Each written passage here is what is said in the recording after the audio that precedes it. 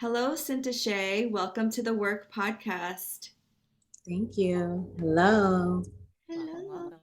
Hello. Thank you. Thank you. Thank you. Mhm. We start off every episode and chat with kind of understanding your origin story. Mm. And you can take this as far back as you want, but we really just want to get to know you and your roots. Yeah, thank you for asking. So my origin story, I would say, let's start with 1999, because that's like good numerology. And that was really a turning point year for me. Yeah, I do too, actually. And, it was just really the point in my own timeline that I can really identify when I started the work. That there was a lot going on that year, and in hindsight it was like, oh, that was the beginning for me. And three careers and a beautiful man child and three masters later, and finding myself bankrupt, no yoga studio, COVID studio, no studio, like all the things. It's kind of like, what do you want to do in the world? I don't learn in a linear way. So retrospection is like medicine for me. And I just started to notice the spaces that I showed up the brightest, the spaces where I had the most joy. I remember being in my apartment, literally like on my belly, crying out, "What do you want me to do with my life? I don't know." And I didn't have that eat, pray, love moment where it was like, go to bed, Liz. It was it was kind of like, the universe was like, I'm gonna go ahead and let you exhaust yourself, because clearly you're having a temper tantrum. And I went to bed. I ain't hear no voice. And then something said, like, look at your calendar. And I realized that the one thing that kept me through COVID was teaching asana, teaching yoga, being in community.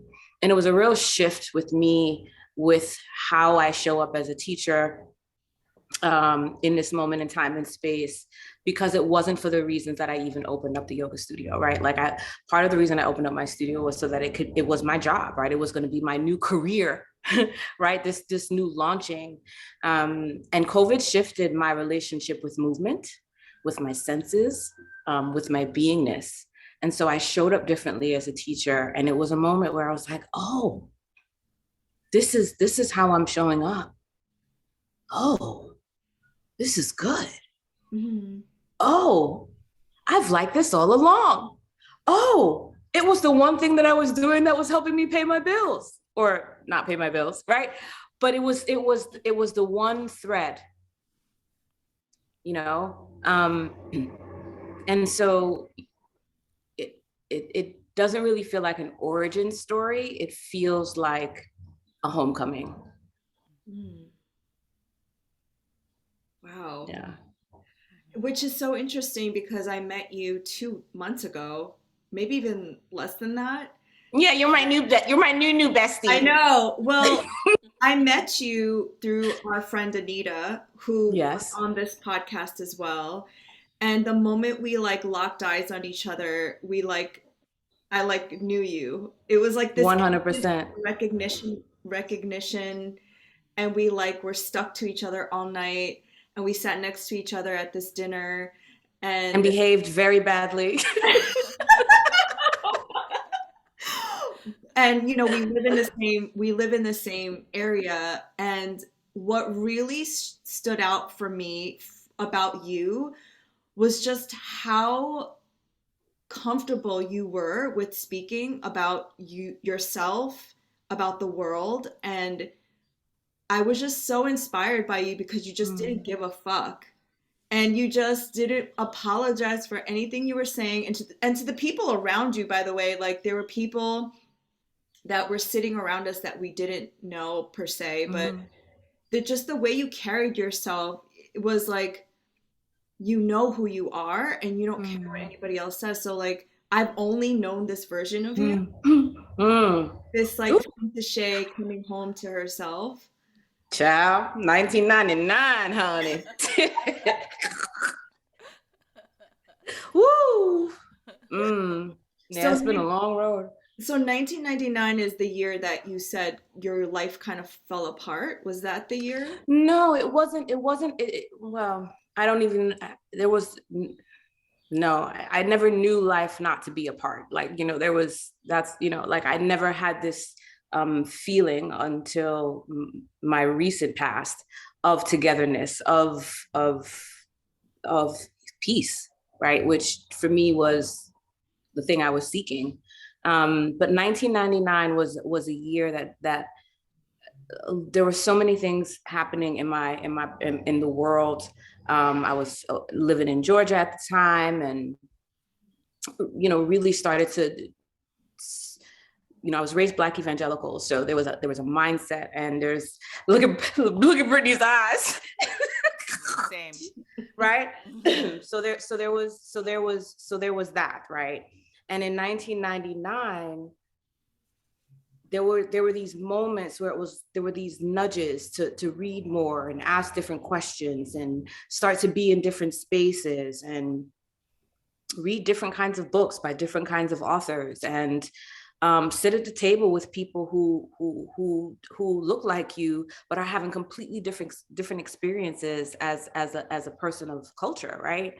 So 1999 was when that started to really shift for me. And then I left the church, and then I went back, and then I left, and then when I left, I kicked the doors down so that the doors of the church could be open and wide, bust out the windows on my way out, what I mean, just rude gal kind of things, just disrespectful.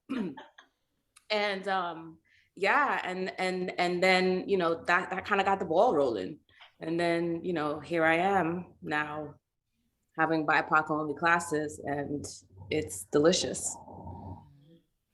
You said as a person of culture, and that just like reverberated through my body. We call ourselves people of color, and I don't even know that we necessarily gave ourselves these titles. But a person of culture is so much more rich. And that's shouts out to Resma Menikim. That's all, but that's all Resma, helping us, give us language, because it does. Like the same thing happened to me when I heard it. I was like, it's like, yes, I just wanted to shimmy, right? We're people of culture, bodies of culture is what he references that, right? Bodies of culture.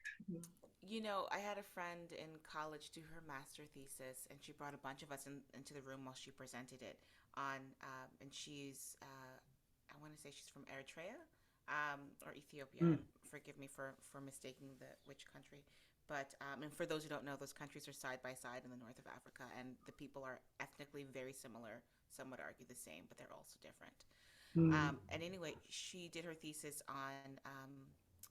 on the white gaze and the disconnect between Black Africans and Black Americans, and the rift that we are aware of between us. And she compared it, or she explained that the rift comes from our proximity to whiteness and our approval from the white gaze, from the white-bodied people, and trying to position ourselves in places of power. And the argument was that Black Americans lack culture. Something that, like, one of my other friends who was also Black, was sitting next to me, looked at me, and she was like, "We need to leave."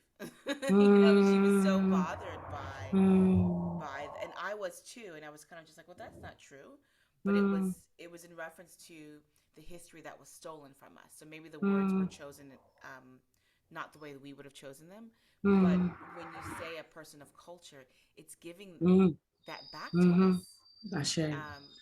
Which is so beautiful and speaks to what you do. I mean, you creating these spaces are giving us back that safety and that community and that culture that was stolen from our ancestors.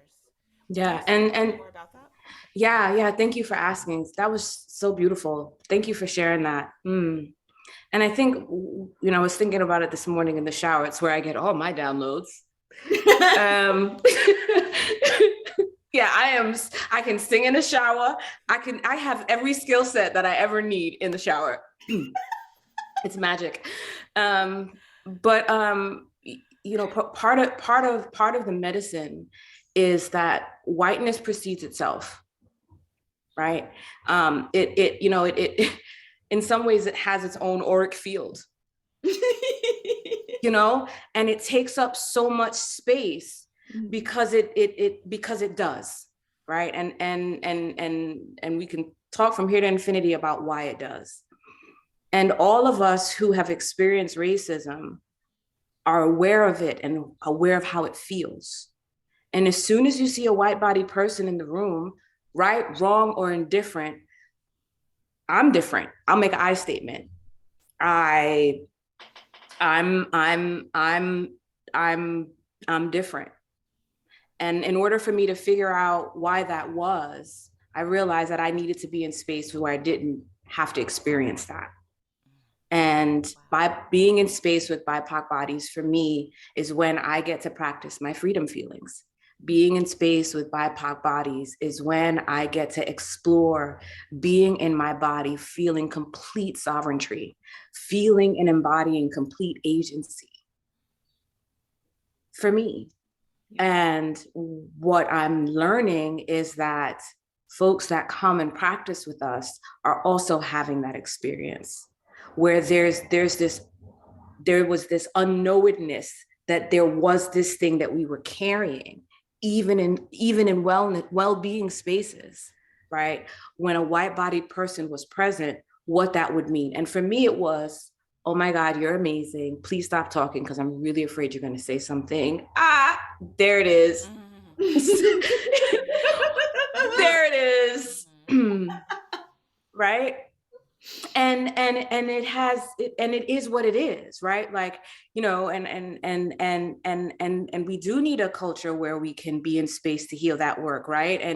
And course correct. And I hear I'm sorry. And there's evidence of shifted behavior so that I can you know what I mean? And all those other kinds of things. But I don't want to do that work when I'm just trying to be in my body. Like, can I get an hour a week where you're not considered? Where just for a moment, I'm just showing up as me. Mm-hmm. And it's magic. Those moments of like, don't say it. There it is.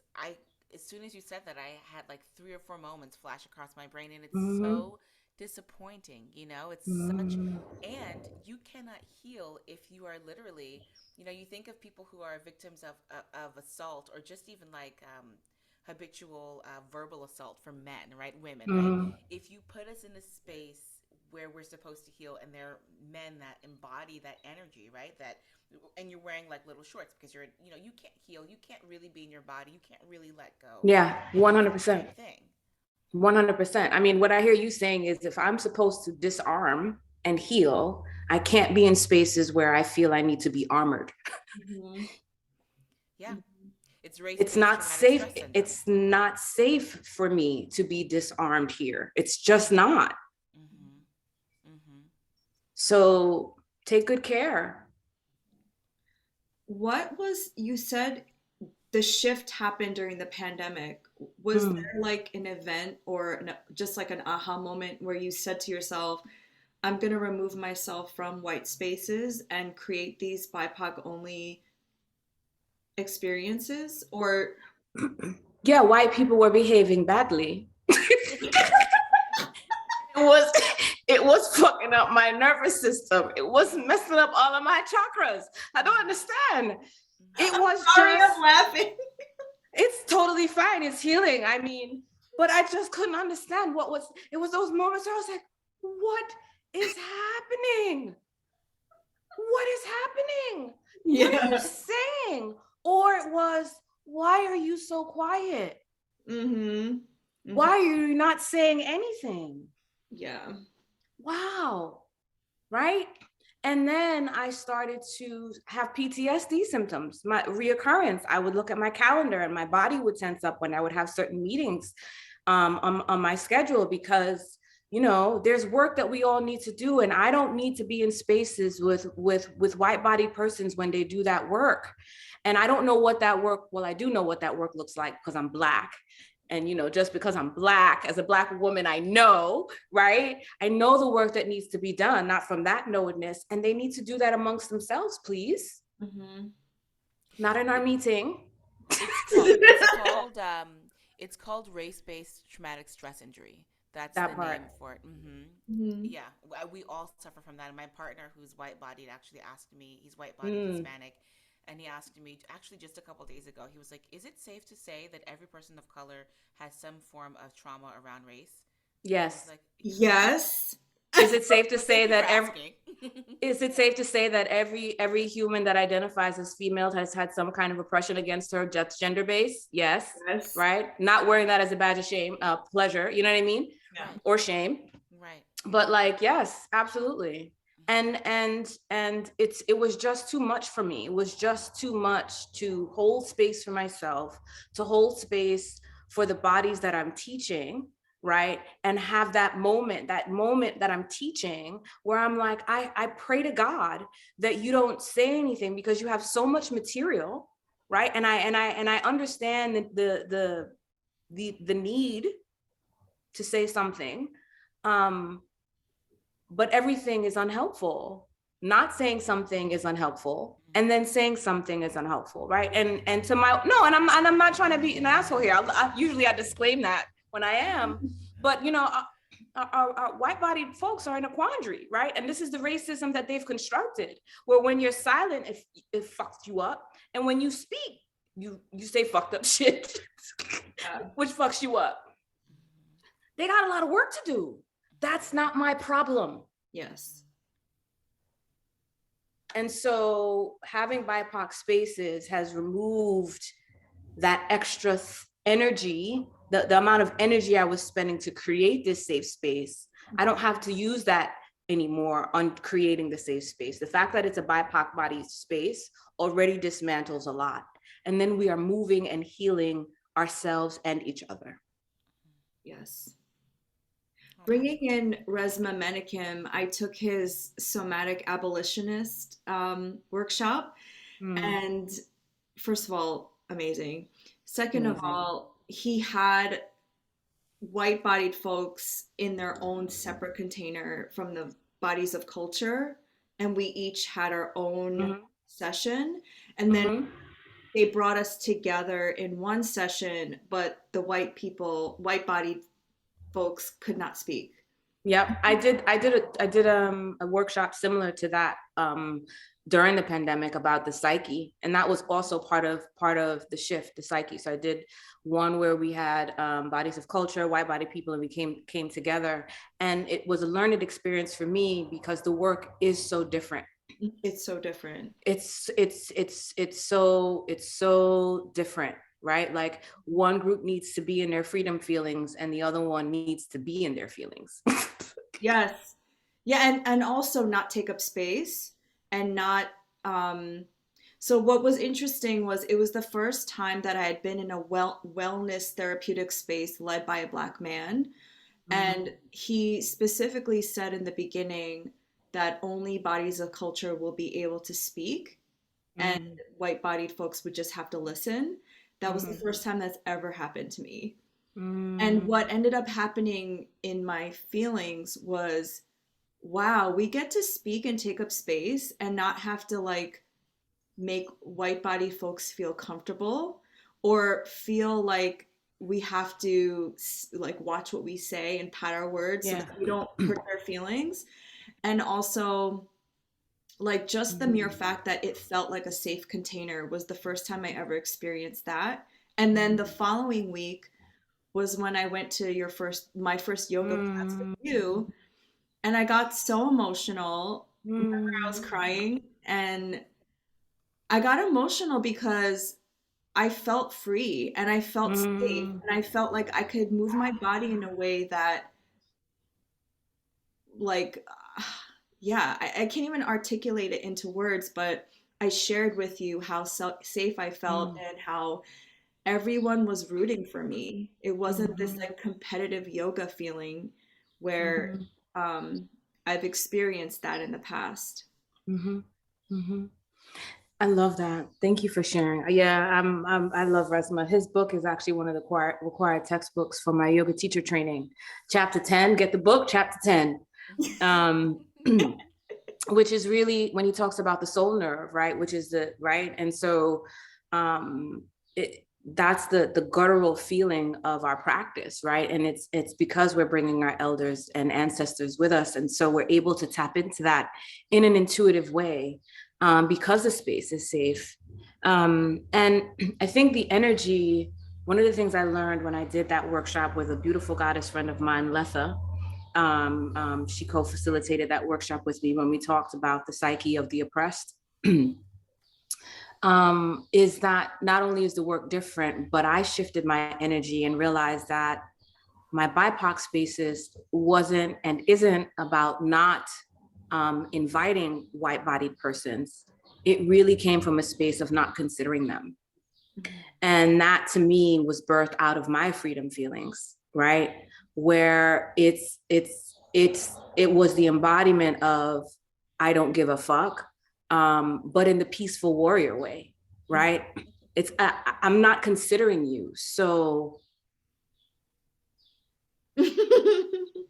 right? It's a different energy, right? I'm not considering you. I'm not considering you for music. I'm not considering you for food selection. I'm not considering you for how I speak. I'm not considering you for whether or not I use a cultural aphorism and I have to stand there and explain it to you. The smells in my house, right? It might smell like fish here. I'm not going to explain it to you. It doesn't, but it might smell like curry here. It doesn't, but it could. It might smell like fufu here. It doesn't, but it could. You know what I mean? And so I'm not going to apologize for that. I'm not going to apologize for my hair not being tidy. I'm not doing any of those things because you're just not considered. But that is the norm that we have lived in. Ashe. Where Ashe. we are not considered. And so Ashe. And I think that's why many white body people have such a problem with these spaces, because Ashe. they're not considered. And I can't conceptualize how someone else is unable to put themselves in another person's shoes, even if you don't agree. I can put myself in nearly everyone's shoes, and sometimes because you black. That's my reason for everything. Because I'm black. Fuck it. I've just decided I'm not doing that. Why? Because I'm black. Absolutely. Right? Absolutely. Yeah. 100%. 100%. And I think for me, at least the growing intention is, as a free and sovereign being, I don't need to respond because I'm free. I just don't. Those are your feelings. You're a sovereign being. Please don't give that to me. Thank you. I love you so much. And I used to be, the old sin would have been like, first of all, motherfucker. Second of all, you know what I mean? Like this is an evolution, like 100%. But I recognized that I had righteous anger. So I had to honor that. And also when I would emote my rage that way, I was giving away my power, because then I would feel exhausted and I still didn't get what I wanted or needed. Yeah. For me. So I really had to learn and heal. How can I feel this rage, right? That's righteous. Like I am angry. Like I'm not one of those Black women that's like, I'm not angry. I'm not acting on my anger. And the reason that it's true, sir, is because I haven't thrashed you. Mm-hmm. Let's stop it. Right? I'm angry. Everybody should be angry. What the fuck? Mm-hmm. Right? I'm not acting on that anger because I recognize that is fire. Okay, so what is my work? How can I support? What is the work that I'm doing? Is this aligned with my mission and vision? And so I don't get consumed in the 49%. I stay with the 51%. Mm-hmm. And the 50, I'm sovereign and I'm free. And you can keep that where? Vivica Fox. You keep that where? All the way back there. You know, Dr. Yaba Blade talks about that too, mm-hmm. about how we should all be so not angry, but like, why is it that people aren't angry? You know, why is it that you have to explain to someone why this is wrong, why racial inequity is wrong, why people don't have food and why that's wrong, why people like, Or just why we don't, yeah, absolutely. why we don't Or, feel, why we're not safe. I mean, why do you have to explain to someone how to react and how to feel? And that's been like reverberating in my being as well. I don't want to have to explain to someone. You know, she talks about she doesn't give a resource list. I do DEI work myself, and I'm always like, okay, got to make sure they have a good resource list, because they're going to pick the wrong thing to read. You know it. You know, they're going to get somebody's weird opinion. So they need to know what to read so they can begin to understand. But why? yeah, I'm not doing that no more. Yeah. I'm not doing that no more. We That's have the freedom. internet. You have the internet. Don't come to me with foolishness. We all have the internet. I'm 44 years old. I'm sorry. Don't come to me with foolishness. And it's not, and I'm not talking about not knowing, right? I'm a former educator. So it's not about not my unwillingness to educate, but I'm not coming from a place where I feel that I need to defend. Yes. I'm weaponizing the knowledge so that I'm justifying to you through this article why my righteousness is, I'm not doing. Mm-hmm. You're a And former that, educator. yeah, former assistant principal, all that jazz, almost 20 years. Wow. Public school. There's that power. Yeah.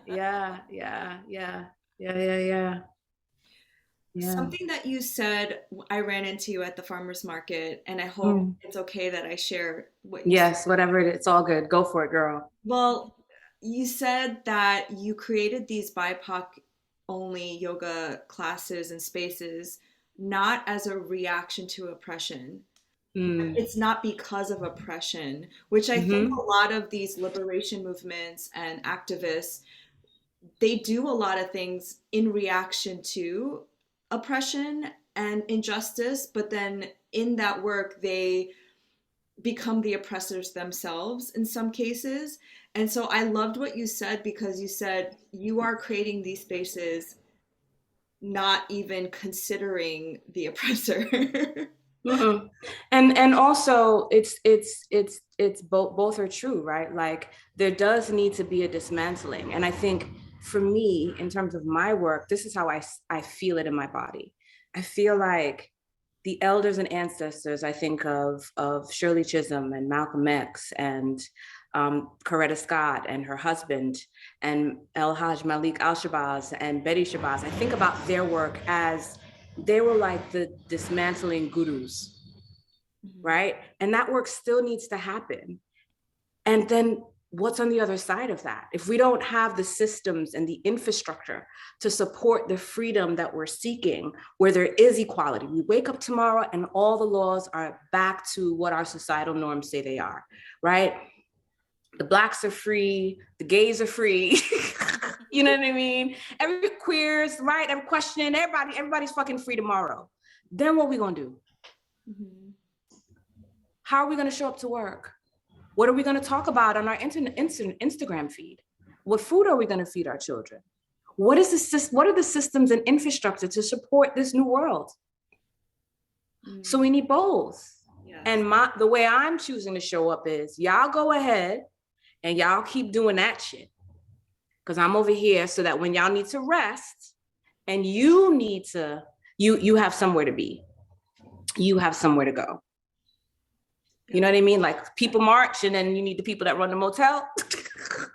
Right? Like I'm on location. I'm with you. Yeah. I'm not in the street. I'm not in the street anymore. You know, I've done that. And I'm grateful for it. And also everybody has to serve in the way that their magic and their light allows them to shine the brightest, right? And so I'm clear about how I'm showing up and where my medicine is. And I'm the one that helps create the space so that when you sleep, you can get to deep slumber and you can speak to the ancestors in the dream world and you can feel your feet when you go out to work. And that when you realize that they're saying something reckless in the meeting, you can say, excuse me, and you pack up your shit and you go. I gotta leave now. Yeah, I'm not even announcing it. Like it's, you know what I mean? Like I'm not a 3-year-old here, right? I don't need to say I got a potty in the middle of the meeting. No. Excuse me. And you fucking leave. Done. I'm free. Y'all need to get it together. Y'all go ahead and Figure out your salvation. Go ahead. Do that work, sir. Bless your heart. Brittany and I listened to this podcast episode with Charity Croft. Do you know Charity Croft? And he mentions a book which I can never pronounce, Pedagogy of the Oppressed. The Pedagogy of the Oppressed by Paulo Freire. Yes. Exactly. Yes. And in it, who also wrote the Pedagogy of Hope, by the way, which doesn't get enough play. Oh, see, which is also a required reading for my yoga teacher training. Oh, see, look, we're on the same book club. You have to shout that out at the end. So yeah. It's just as, look, it's just that Pedagogy of Hope is just as dense as the, listen, everybody, have you tried to read that book? It took me at least 5 years. Well, I'm still listening to the 5 years it took me to read that book. Woo! Well, now I have to get it in physical form because you have. I was gonna get it on tape because Laura has it on tape. But if you're saying it's dense, I need to take some notes. I know I'm gonna have to get it. I literally, it's the red. Every time I see it, my nervous system kind of responds. I still have a little bit of woo. It's for me anyway, and also you know how my brain processes and how I learn. Like it kind of, you know, I got to read it upside down and you know do jumping jacks and. Yeah. He's an academic for sure. Yeah, well, one of the things that he was saying about his work, about Paulo's work, was the oppressed need to liberate themselves. And we were listening to this podcast where the podcast hosts were asking, like, isn't it up to the oppressor to liberate the oppressed? And so what I'm getting from you is that you've already liberated yourself. Like you're already sovereign, you're living your best life. But how are you able to do that while we're still living under the systems that we're living in? Well, for me, that's such a powerful question. My sovereignty is under construction. I still have the scaffolding up. Because it's a new experience for me, and I do vacillate, right? And I notice when I'm in worry, when I'm in panic, and not in the esoteric kind of let me look at my bank account kind of way. And I've been there as well. But really, where am I in space and time? Do I even literally feel my feet right now? Like Sin, feel your feet. You know, and you know, simple things like, you know, looking around the room, because obviously for me, when I'm in anxiety, I'm time traveling. I call it time traveling. It's what I talk when I talk to my clients. Like when we're in anxiety or depression, I tell my clients, you're time traveling, right? No judgment. It's how, right? It's part of the rewiring. And so in not time traveling, and I come back to the present is when I'm in my sovereignty. And then how do I do that is I stay in my body, you know, I had some really interesting framework to work with growing up. Nicely put, right? And I want to stay on the side of my sovereignty and agency. So I want to stay at that 51% and honor what were the controllables, right? And I recognized that disassociation was my resting place. So I used to think, for me, that I was so in my trauma that I just didn't remember what people said because there was just so much trauma around me. And one of the things that COVID offered, to go back to that question, Laura, is that I slowed down so much because we had to, that I was able to start to literally hear my mind chatter in a way that I'd never heard it before, because the mind chatter kept going. Like, bitch, I'm on the couch. The fuck are you talking about? Do you know what I'm saying? Because it was an autopilot. Mm-hmm. I was an autopilot. And it was like, wake up, press play on tape. Mm-hmm. You know, and it's just like, wow, this is some interesting shit, Sin. Mm-hmm. And so I recognized that I would check out of my body when I just didn't want to engage on little things. Yeah. You know, and I don't know where I would be, but it's obviously not with the person in the room. And so of course I'm not going to remember because I stopped listening 2 minutes into the conversation. Do you know what I'm saying? Because that's how I always protected myself, by checking out. So how do I do it is I am very much committed to my work around being in my body, being in BIPOC spaces so that it's safe for me to continually to be in my body. And I regulate literally the amount of interaction I have in spaces where I cannot be fully present in my body, because I'm relearning how to do that. And for me, being in spaces where I have to practice this association is just not safe for me. Yeah. So I've removed myself from being in certain spaces. I've reorganized business ventures. I'm exercising real intention around the persons I'm choosing to be around and the spaces where I need to be vulnerable. Mm-hmm. So Dr. Blay talks about our inheritance in relationship to how we move through the world and how we feel and our freedom. And so I feel like people of color in general, but specifically Black-bodied people whose ancestors were enslaved. And by the way, those aren't all of our ancestors. That was just a period. That was 3 or 4 generations at least of active enslavement, or maybe advertising enslavement. But you know, when we talk about being sovereign, and Laura asked you how you feel sovereign, and I feel like that sovereignty and how you freed yourself is really your inheritance. Whereas white-bodied folks, especially those in the U.S., received that inheritance already, and then stole it from some other people. But we're just beginning to get our inheritance. So when I hear that, it's almost like, imagine what the future generations will have. Imagine what our great grandchildren will have access to. Right? Yeah. Imagine what their freedom will look like. And for me, the shift was that it wasn't my inheritance. It's actually my birthright. And now everything after that is what I'm inheriting as a result of the work of my ancestors and my own work. Because inheritance, there's still, for me, in how it feels in my body, that there's an earning, whether it's a firstborn or a secondborn or somebody has to die. Like there's a rites of passage in my mind when I hear inheritance. I don't know if that's conditioning. I don't know why it feels like that. But for me, inheritance feels like a transaction, like something has to happen in order for this other thing to happen. I'm Black. Everything that's needed to happen. Laura, everything that's needed to happen. I'm free today. And you know what? Y'all come on with me. Yes. This is why I love you. Yeah, we ain't doing that no more. No excuses. It's my birthright. We ain't doing that. Yeah, no. Because then I gotta wait for somebody to die, and then they're gonna change the laws and tell me I gotta go to court to prove. Child, ain't nobody got time for that. Ain't nobody got no time for that. Right now, and tell us that we don't have rights to our body again.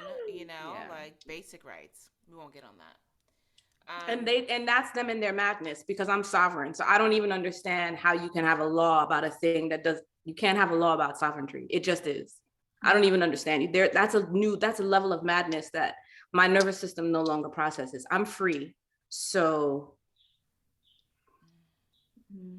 you should probably sit with why you wrote a law that is madness. I don't know. What are you talking about? Yeah. That's like saying a big toe doesn't exist. What do you, on my body? Like I don't need, my brain no longer processes it. I'm sovereign.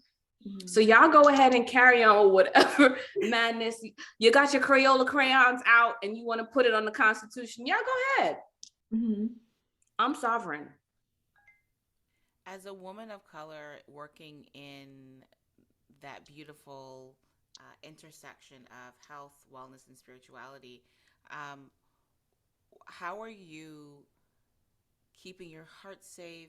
And Laura always asks me, how is your heart today? She's such a sweet, but it's like, How are you keeping yourself safe and fed and nourished in these times? Because things are crazier than Moving ever. really slow. Before it was saying no, then it was saying yes. And I'm a Libra, so I'm constantly striving for, sometimes thinking about saying yes and no is exhausting for me, right? Because as Anita says, I'm a recovering perfectionist, right? But what I can do always is move slower, because that indecision for me was always centered around my relationship with time. And that urgency was like, oh my gosh, right? And so how I support myself is, it's not about yes or no for me, it's I just move slower. So if I feel like I don't have time literally for a 10-minute practice, I practice for an hour. I literally, and that's how I force myself, or it's straight, I don't want to say force, how I practice being uncomfortable. Because when I practice just that, I don't have an hour. I'm practicing being uncomfortable. Why not do that for a yoga practice? So that when the thing happens and they reroute me and my GPS goes out, my nervous system's like, oh, we got this. We did this morning. Keep going. Keep straight. Turn left, darling. You know what I mean? Yeah. So that's how I do it. I just move slower.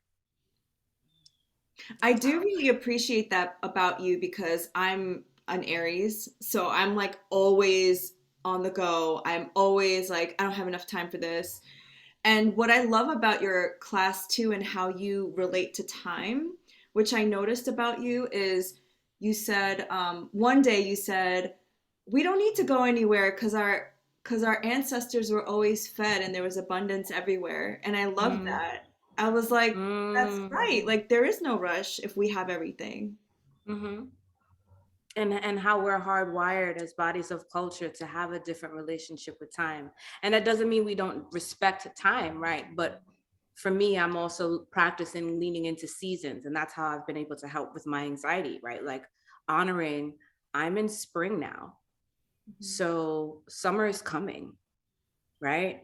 And honoring that and saying, okay, when anxious thoughts or when you're time traveling, wait, ooh, it's spring. Let me do spring things, right? When it's winter, you do winter things. And energetically, the season's going to change. I don't have a date for you, but you're in spring. So summer's coming. So then just do spring things. Yeah. And it's those beautiful freedom shifts that just shift a whole lot. Yeah. Didn't you just find out where your ancestors came from? I did. I'm so freaking Brittany. You got so excited you muted yourself.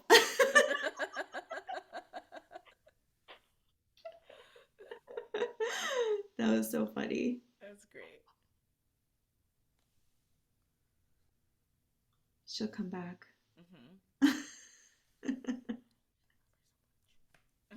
She's so great. I love her so much. So funny, Syntyché. Maybe she got a call. I think that's what I think happened.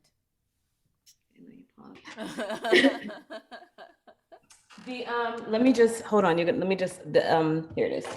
I don't know, Mercury, man. It just went dead. Oh, that's okay.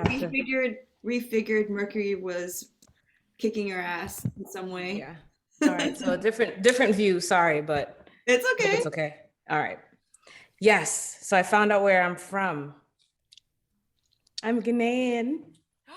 Wow. Now, did you do like a 23andMe situation? No. So it's actually the Akan people of current day Ghana is exactly what the certificate says. Yeah. So I did it through African Ancestry. Ooh. And it's Black owned. And I learned through a workshop that Anita Kopatch and I co-facilitated. Well, actually it was Anita Kopatch, Daphne Duguay, and Yvonne Kopatch, right?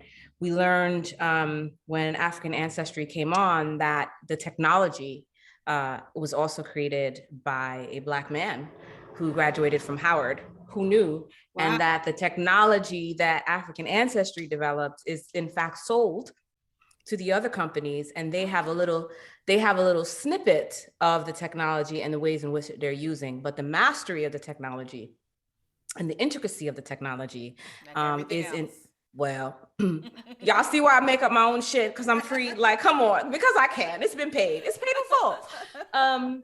So that's why I did it. And they explained that they don't sell our DNA, and it was just, and they do matrilineal. So it's my entire matrilineal line to about 2,000 years ago. There Whoa. was an account, right. So that's freaking magic. That's magic.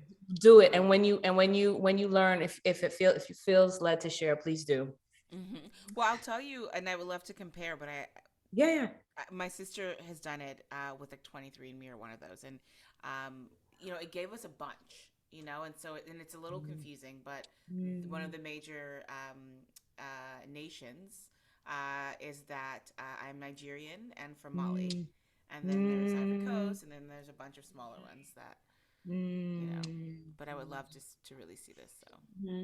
And what's interesting, it's going to be such good medicine, sis, because, and also African ancestry is also doing the work of working with governments in terms of citizenship and visitorship. And and there's some really interesting conversations happening about now that we have this genetic information, what does that mean in terms of access to going home? And being in community with our siblings, your people.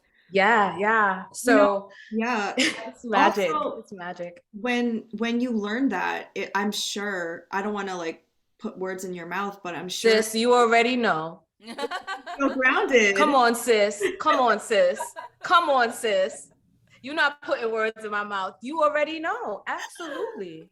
Yeah, it makes you feel absolutely rooted. Right? You get it. 100%. Thank you for saying that out loud. Thank you for seeing me in this moment. Well, because when you told us that one day, I just saw like an energetic shift in you, like a vibration shift. Yeah. Very profound. Yeah. And what a beautiful space to share it in. Right? Right? Yes. What a beautiful, just, and it was safe to share, So with all that you shared, what is the work that you think white-bodied people have to do, and what's the work that you think Black-bodied and people of color in general need to do? I think white-bodied folks need to figure out what they need to do, and Black-bodied folks need to figure out what they need to do. I don't have the answer to that question. I think the work is for us to figure out what that I statement is before we can answer the collective question. And I say that because for me, I was so disassociated from my own body, I couldn't tell you what I needed. I was just trying to survive. I didn't know if I needed water or a nap. You know what I'm saying? It was just like the flailing, vibrating tongue, wah, wah, wah. You know what I mean? So I wasn't in the space to be able to answer that question for myself 3 years ago. And so I don't know what the collective needs. I don't know. I do feel powerfully that the work for the collective is right now with the individual, which is, there's a lot happening there. That's a lot of 49%. Yeah. That's a lot. The 51% is me moving slower. Is me taking a deep breath. Is me sitting down to just have my coffee for 4 minutes.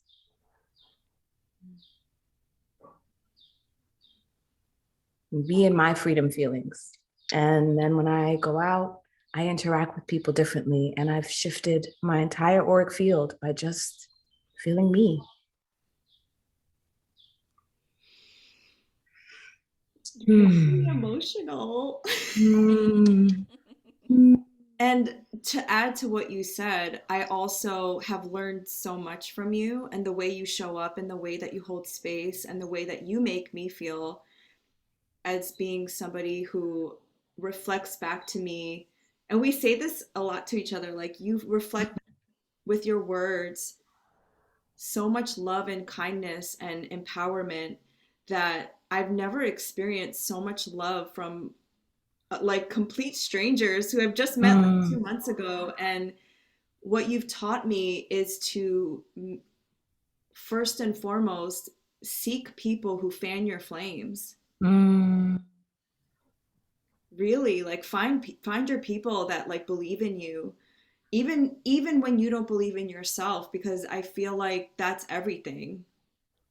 Well, and also to just honor you, sis. One of the things that I feel that and I hope this is okay to share, how we became connected, Brittany, and you know Laura on a more and deeper than I do. Like our relationship is new, but and also our ancestors were very much a part of our own interconnection, because you were experiencing some ritual and ceremony at your own ancestral altar, right? I'll say that. And so that was the connection, right? The connection, the ancestral connection in terms of symbology between what you felt was a communication, right? And what I felt was a connection and a communication for my elders and ancestors. And being in space to share that safely, Britt, was like, that like opened up the door. Yes. You know? And so, I mean, like that was, you did the 51% and the 49% took care of itself. Yes. Oh my God, thank you for reminding me of that. Mm-hmm. And I don't mind sharing that just because we all believe in ancestors here, and we all believe in mystical experiences. And I I have an uncle who transitioned last year in the beginning of last year, and because of COVID, we couldn't go to Korea for his funeral. And um, I always ask for signs and always ask for guidance. And recently he said, I am a blue bird, so look out for blue birds. And it wasn't like any kind of bluebird, he just said blue birds. And then the next day I went to Syntyché's yoga class, and you said something about ancestors being here, because they were definitely like, we saw um lights, we saw entities that were there, we just didn't realize like what it was. And we were in shavasana, and you just started. Laura's ancestors came and showed the fuck out. That's what it was. They was like, okay, she going to some space and we gonna make sure she's protected. So bitch, the fuck. Don't let her try to be like, oh, we definitely saw some entities. No, all her elders and ancestors showed the fuck up. Yo,